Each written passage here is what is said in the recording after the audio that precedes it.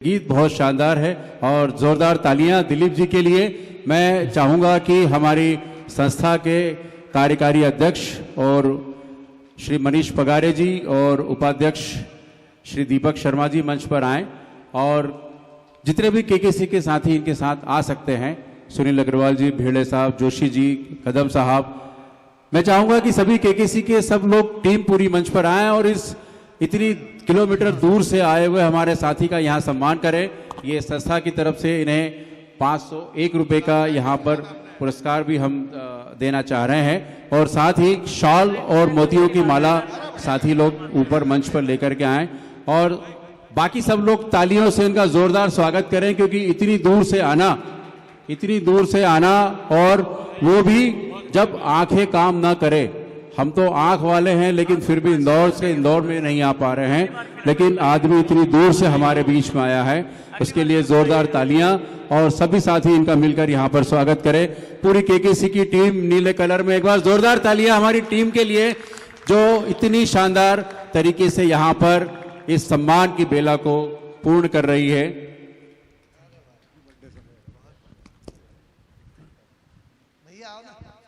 दीपक भैया आप सभी लोग आएं और श्री दिलीप जी का यहाँ पर सम्मान करें, हम सभी लोग मिलकर।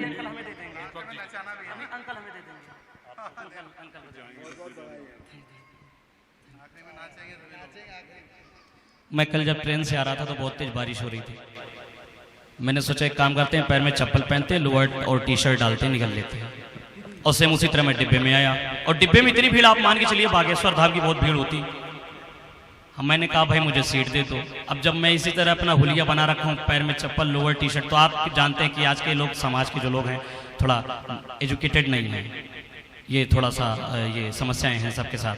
तो अब मुझे सीट ना मिली, हमने कहा चलो भाई थोड़ी देर एक किनारे बैठते हैं, धीरे धीरे जगह ही तो बना लेंगे, कहीं ना कहीं तो हमें सीट मिल ही जाएगी। फिर मैं जब उज्जैन आया तो मुझे सीट पे बैठने को मिला, बाकी मैं कोने पे चुपचाप बैठा था और बढ़िया मोबाइल में लगाया गाना, मस्ती सुना था। मैं मतलब लाइफ को हमेशा, अब मैं इरिटेट भी हो सकता था कि यार मुझे सीट नहीं मिली, मेरा हक है ऐसा। आदरणीय रंजन सर कृपया मंच पर आएं। और तो इसीलिए ज़िंदगी को सर हम ये जानते हैं कि हमारे पास आंखें नहीं हैं, लोग हमें तरह तरह की बातें कहते हैं, हम कई तरीके पार्टी फंक्शंस में नहीं जा सकते हैं, ये बात रियल है, कुछ चीज़ें एक्सेप्ट करनी पड़ेंगी हमें भी। लेकिन इस संस्था के द्वारा, आज संगीत सहारा मंच के द्वारा, या जहां पर हम संगीत सीख रहे हैं, उस मंच के द्वारा हमें दो ऐसे मंच मिले हैं जो हमें ये कह रहे हैं बेटा तू बहुत आगे जाएगा। आज हमें यहाँ से हौसला मिला है, जहां हम म्यूजिक सीखते हैं, हमारे गुरुजी हौसला देते हैं, हमारे दीपक सर भी, आज सब लोग ने सर ने बोला कि बेटा तू बहुत आगे जाएगा, हम लेके जाएंगे तुझे आगे। ये आप सबका आशीर्वाद अगर रहा तो सर फिर से आप मुझे बहुत, मैं बहुत कुछ बोलना चाहता हूं, लेकिन मेरे पास आप आज ये स्टेज में बहुत लोगों का परफॉर्मेंस है और समय का ध्यान भी रखना है, तो बहुत ही अच्छा लगा। और मैं अपने दीपक अंकल का बहुत बहुत धन्यवाद चाहूँगा कि हमारी दीपक अंकल से हफ्ते में दो तीन दिन बात होती रहती है हमेशा। मैं कहता रहता हूँ अंकल आप सिर्फ बता देना कि बेटा हमारा फंक्शन है, मैं दौड़ता हुआ चलाऊंगा चाहे मेरे पास कुछ भी ना हो। बहुत बहुत धन्यवाद दिलीप जी, ये इनका प्यार है। ये वाकई में मुझे हफ्ते में दिन रात में कभी भी फ़ोन लगाते हैं और मैं इनसे बहुत देर तक बात करता हूँ, मुझे बहुत अच्छे लगते हैं ये इंसान। और दिलीप भाई मेरे मना करने पर भी यहाँ आए, मैंने उन्हें मना किया था कि आप मत आना इतनी दूर, लेकिन फिर भी वो नहीं माने और रात को ट्रेन में बैठ के फ़ोन लगाते हैं कि भैया मैं तो बैठ चुका हूँ ट्रेन में और आ रहा हूँ और आपके हर आयोजन में आऊँगा। लेकिन मैं उन्हें फिर भी रोकता हूँ कि कुछ आयोजन में आए, इतनी दूर से बार बार नहीं आए, क्योंकि एक तो आंखें नहीं हैं और ऊपर से इतनी दिक्कतें आती हैं, सवारियाँ आसपास की सीट दें ना दें। तो कोशिश करेंगे हम कि रतलाम में हमारा जो 2 दिन का प्रोग्राम है बहुत जल्दी 12-13 अक्टूबर को, तो 3 दिन तक दिलीप को हम हमारे साथ में रखेंगे और 3 दिन तक समस्याएं ही हमारी सफलता है। जब मुझे कल नीचे बैठने को मिला ना, मैंने कहा हाँ कल कुछ अच्छा होने वाला है, ये मेरी एनर्जी थी, ये मेरे अपने आप में एनर्जी थी। मैंने कहा कि अगर नीचे को बैठने को मिला, बहुत बाबा लोग बैठे थे, साधु लोग बैठे थे, तो मैंने उनकी भी गरिमाओं का ख्याल रखा। मैंने कहा अब कुछ अच्छा होने वाला है, कल मजा आने वाला है। ये एनर्जी, ये मैं अपने स्वयं में, मैं अपनी ऊर्जा स्वयं बनाता हूँ कि लाइफ में इरिटेट नहीं होने का, गुस्सा नहीं होने का, नॉर्मल रहने का। कुछ भी आ जाए, कोई भी समस्या आ जाए, कितनी भी बड़ी मुसीबत आए, उसको हाथ में ले लेने का, एक कोने रख लेने का ऐसे जेब में। बहुत बढ़िया, बहुत बहुत धन्यवाद, जोरदार तालियां।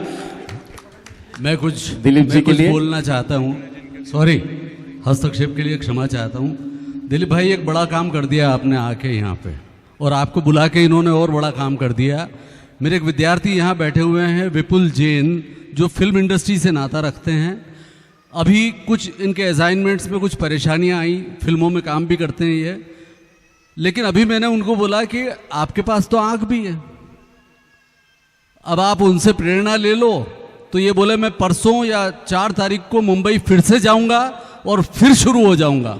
बढ़िया, जोरदार तालियां विपुल जी के लिए। विपुल जैन वो रहे सामने। विपुल जैन जी मंच पर आ जाएं। मंच पे आ जाओ आप। आपने, मैं बताऊंगा आपको, इन्होंने दिलीप जी ने संकल्प लिया है, दीपक जी ने क्या कमाल कर दिया है। ये हताश और निराश होकर इन्होंने फोन किया तो मैं आओ एक प्रोग्राम में। पता नहीं मुझे कैसे लगा कि शाम को क्लास में बुलाऊंगा, लेकिन अभी आ जाओ। और ही इज़ द पर्सन जो फिल्मों के काफ़ी क्लोज जाके वहाँ पे थोड़ी सी चाटुकारिता हो गई तो लौट के आ गए। मैंने बोला नहीं, जब डाली पे फूल लगा होता है तो फूल ही तो कहलाता है, और जमीन पे गिर जाता है तो क्या आप उसको धूल दूसरित फूल बोलते हो? फूल ही तो रहता है। तो धूल में मिला तो क्या, फूल फिर भी फूल है, और उलझने ना हो तो ये जिंदगी फिजूल है। बहुत जय हो सर, बहुत बढ़िया। So nice of you. बहुत बहुत धन्यवाद। इन पंक्तियों की प्रेरणा मुझे दिलीप जी से मिली है। मैं प्रणाम करता हूँ दिलीप जी को। Thank you so much. मैं चाहूंगा सर कि कहीं दिलीप जी को यदि अवसर मिले तो आप फिल्मों में जरूर उन्हें लेकर के जाएं। इनका नंबर मैं आपको दिलवा दूंगा अभी हाल। मैं चाहूंगा दिलीप जी को कोई अच्छा अवसर मिले तो बहुत अच्छी बात। एक छोटी सी बात बताऊं, मैं 9th में पढ़ रहा था, तब मम्मी पापा ने कहा ऐसा है बेटा अकेले आ जाओ। तो हमने कहा नहीं मम्मी पापा नहीं, मैं आ पाऊंगा। मैं मेरठ में पढ़ाई करता था, मेरठ पड़ता है उत्तर प्रदेश, इधर दिल्ली साइड पड़ता है। तो भाई ट्रेन से आना था, तो पापा आए, ट्रेन पे बिठा गए और मैं बैठ गया, बैठा रहा। खाने पीने की कोई चीज़ आई तो लोगों से बोलता रहा, वो देते रहे, हम उनको पैसा पेमेंट करते रहे। मेरठ में जब प्लेटफॉर्म आया तो मुझे पता नहीं प्लेटफॉर्म किधर। हमने कहा अब क्या हो, तो मेरे पास छड़ी थी, तो तब मुझे इतना नहीं दिखाई देता था, जितना थोड़ा बहुत दिखाई देता, इतना नहीं था। तो मैंने कहा कि ऐसा है, उतरते हैं, डरते नहीं हैं यार, अगर प्लेटफॉर्म अगर दूसरी साइड होगा तो क्या हुआ, नीचे गिरेंगे, गिर के उठेंगे, क्या दिक्कत है? प्लेटफॉर्म तो पहले देखने तो दो किधर क्या है। फिर जब देखा, जैसे डंडी मैंने नीचे की तो डंडी नीचे, मैंने कहा यार इधर नहीं है यार, अच्छा इधर साइड आते। फिर इधर साइड प्लेटफॉर्म मिला, उसी से धीरे धीरे डंडी से फिर गया। और एक बार ये होती है संघर्ष, एक बार पुलिस वाले ने मुझे पकड़ लिया, मैं वही ना टिकट के। अब क्या हो, पुलिस वाले का टिकट है? हमने कहा नहीं सर टिकट नहीं है। बोला विकलांग पास? मैंने कहा है। बोला तेरे को टिकट लेना चाहिए। मैंने कहा सर जी एक बार बताइए, विकलांग डिब्बा 80 कोस दूर, मुझे दिखाई नहीं देता, ट्रेन का स्टॉप 1 मिनट, मैं कैसे चला जाऊंगा डिब्बे के पास? तो बोला अभी बताओ तेरे को। मैंने अपने दोनों कान पकड़े, ऐसे बैठ गया चुपचाप, कान पकड़ा वो बैठ गया आराम से एकदम बिंदास। वो कहा अच्छा जा यार, जा बेटा जा। ये जिंदगी, देखिए जिंदगी में हमेशा इरिटेट नहीं होना है, नॉर्मल रहना है। और अगर किसी अपनी जिंदगी अगर बन रही है, किसी से रिश्ता बन रहा है, अपनी लाइफ बन रही है, अपनी जिंदगी में अगर झुके नहीं तो जिंदगी में कुछ नहीं हुआ। आंधियां चलती है, जो पेड़ लचीले होते हैं वही टिके रहते हैं, जो सीधे खड़े रहते भाई साहब वो गिर जाते हैं। आप इस बात को नोट रखना। आप फिल्म इंडस्ट्री में जाओगे, आप फिल्म इंडस्ट्री में जाओगे, आपको लोग परेशान करेंगे, टॉर्चर करेंगे। फिल्म इंडस्ट्री नहीं बोलना चाहिए मुझे, मैं बोलूंगा भी नहीं, मैंने देखा है। मैं मुंबई तक घूम आया। मैं एक मिनट बोला मुझे हिमेश रेशमिया की स्टूडियो तक जाना है, किसी ने मुझे एड्रेस तक नहीं बताया भाई मुंबई में। बोला अरे यार अंधा है, ऐसा क्या करेगा, मराठी में ऐसे बोल के चले जा। मेरे को समझ में नहीं आ रहा था सर जी क्यों क्या बोल रहे, लेकिन मैं गया, मैं हिम्मत करके मैंने मोबाइल से लोकेशन निकाली। मैंने कहा गूगल पे सर्च करते हैं यार इसका स्टूडियो कहाँ है, घर कहाँ है। लेकिन फिर बाद में उसका हिमेश रेशमिया जी का असिस्टेंट मिले उनके, तो उन्होंने बोला बेटा कहीं गए हैं। हमने कहा चलो ठीक है, फिर अगली बार आएंगे तो फिर मिलेंगे। अब पता तो चल ही गया है कि यहीं रहते हैं।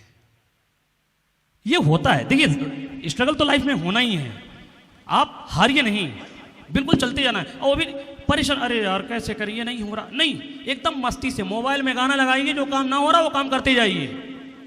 आपका जिस चीज़ में मन लग रहा है, आप जैसे आप संगीत में रुचि है, अब दीपक अंकल ने कह दिया दिलीप बेटा एक काम करो, सबके लिए पहले एक काम करो, सबको जाओ इकट्ठा करके लाओ, पहले यहाँ पर सबको बिठाओ। मैं कहूँगा यार कैसा काम दे रहे हैं यार अंकल जी, हमको फंसा दिए हैं वैसा। मैं क्या करता हूँ, एक कान में लगाता हूँ ईयरफोन बढ़िया और मस्त गाने सुनता हूँ, उस काम को करने लगता हूँ जो अंकल जी ने कहा। बहुत बहुत धन्यवाद दिलीप जी का, जोरदार तालियां। और इस तालियों के साथ में हम दिलीप जी को अपने स्थान पर बैठने के लिए कहेंगे। और बहुत बहुत धन्यवाद।